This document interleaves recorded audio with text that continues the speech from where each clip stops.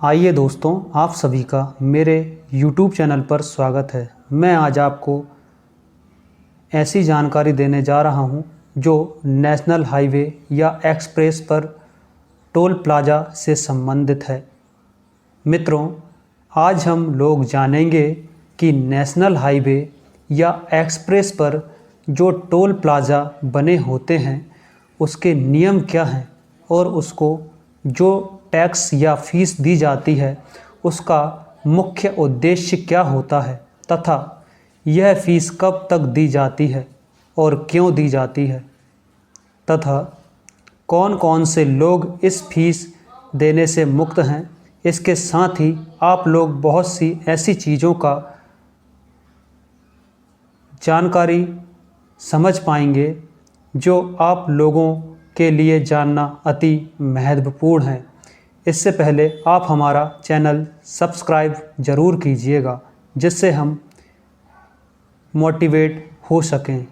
तो साथियों, national highway की टोल प्लाज़ा की संपूर्ण जानकारी आप सबसे पहले यह जान लीजिए कि टोल प्लाज़ा वाली सड़कों का निर्माण सर्वप्रथम सरकार अपना धन से करती है और इसके निर्माण में सरकार का जितना धन लगता है उसको सीधे जनता से रोड फीस लेकर अपना सारा धन प्राप्त कर लेती है।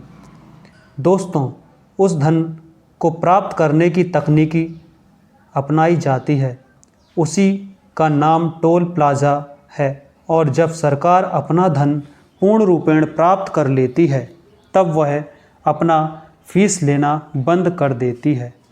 ऐसी स्थिति में प्लाज़ा वाली फ़ीस कुछ कम हो जाती है। उस स्थिति में लोगों से फ़ीस उतनी ही वसूल किए जाने का प्रावधान होता है जितने से इस सड़क की मरम्मत बारंबार होती रहे।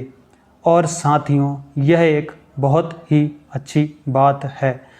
इस तरह से देखा जाए तो इस प्रकार की जितनी भी सड़कें सरकार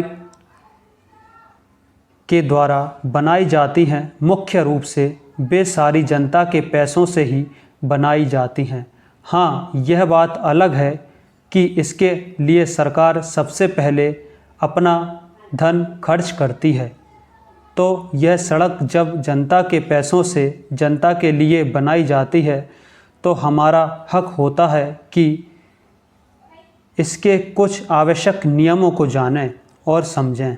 पहली बात तो यह होती है कि किसी भी रोड का टोल टैक्स एक समान नहीं होता है, क्योंकि ऐसा नियम है कि जिस रोड पर ओवर ब्रिज या पुल ज़्यादा बने होंगे तो ऐसी स्थिति में जाहिर सी बात है कि वहाँ का खर्च भी अधिक हुआ होगा। ऐसी स्थिति में टोल प्लाज़ा की फ़ीस भी अधिक होगी। अगली बात यह है कि उस हाईवे या एक्सप्रेस रोड पर आपको हर 35 से 60 किलोमीटर पर एक दूसरा टोल प्लाज़ा सेंटर भी मिल सकता है जो आपसे अगले 60 किलोमीटर की दूरी तय करने के लिए फ़ीस ले सकता है। तो अब हम बात करते हैं इन टोल प्लाज़ाओं की जिम्मेदारियों की, क्योंकि यह एक अहम मुद्दा है कि फ़ीस वसूली के समय रोड पर जाम ना हो पाए। तो इसके लिए यह निर्धारित किया गया है कि वाहन टोल टैक्स नियमों के अनुसार पीक हावर्स के दौरान प्लाज़ा सेंटर में प्रति लेन में 6 से अधिक वाहन नहीं होना चाहिए और टोल गेट पर लेन और बूथ की संख्या इतनी होनी चाहिए कि पीक आवर्स में एक वाहन अधिकतम 10 सेकंड में गेट पार कर सके। यदि टोल गेट पर वेटिंग टाइम 3 मिनट से अधिक है तो ऑपरेटर को टोल लेने की संख्या बढ़ानी होगी या फिर उसे समय के दायरे को देखते हुए फ्री में गाड़ी को जाने देना होगा ताकि जाम ना लग सके। कुल मिलाकर इंतज़ार करने का टाइम पीरियड 3 मिनट से ज़्यादा हो जाता है तो वाहन चालक से टोल टैक्स नहीं काटा जाएगा। इसलिए टोल प्लाज़ाओं में फास्ट ट्रैकिंग की व्यवस्था की गई है। जैसा कि आप लोग यहाँ देख पा रहे हैं कि अगली बात यह कि NHAI के नियम के मुताबिक टोल प्लाज़ा अगर लाइन 100 मीटर से ज़्यादा लंबी है तो उन्हें टोल प्लाज़ा कर नहीं देना होगा। इसके अलावा हर टोल गेट पर एक पीली लाइन बनाई जाती है। अगर जाम लगा हो और गाड़ियों की कतार इस लाइन को छू गई हो, अर्थात उस पीली लाइन को क्रॉस कर गई हो, तो टोल ऑपरेटर को उस लेन के गेट को बिना किसी टैक्स लिए खोलना होगा।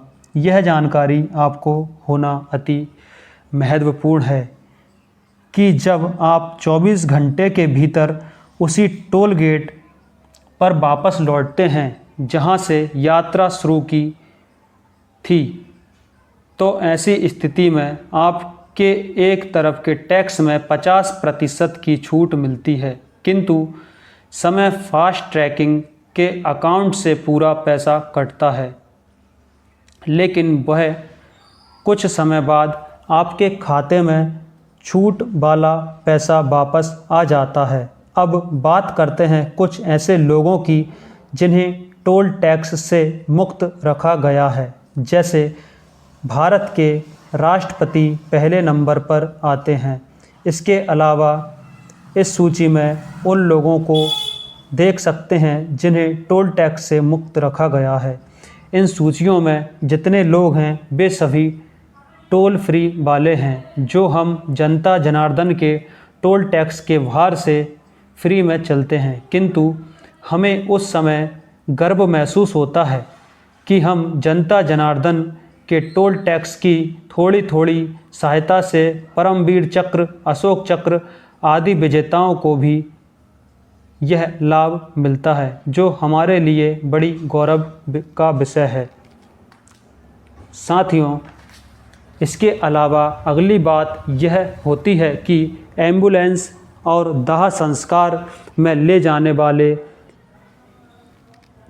शव के लिए भी वाहन को टोल फ्री किया जाता है, जो हम लोगों को सुकून दिलाता है कि हम जनता जनार्दन का पैसा किसी बुरे कर्म में भी सहयोग कर देते हैं। तो मित्रों, टोल टैक्स की समस्त जानकारी इस प्रकार है। मित्रों, हम उम्मीद करते हैं कि यह जानकारी आप लोगों को अवश्य ही अच्छी लगी होगी। तो इसी बात पर चैनल को सब्सक्राइब कर लें ताकि आगे भी दिल से दिल की बात हो सके। शुक्रिया।